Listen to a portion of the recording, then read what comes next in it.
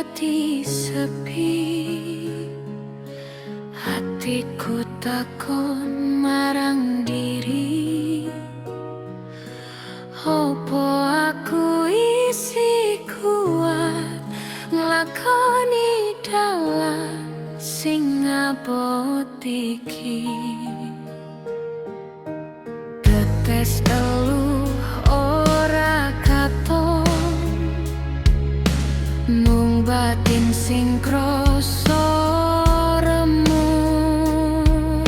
Nanging aku ora pengin nyerah sadurunge tekan pucuk. Aku tetep ngadeg sanajan angin nyurung aku ambruk.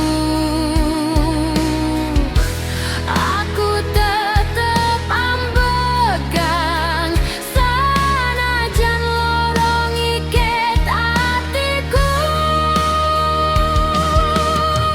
Urip iki ora gampang, akeh krita sing kudu tak tanggung. Nanging Gusti paring dalan kanggo wong sing gelem berjuang.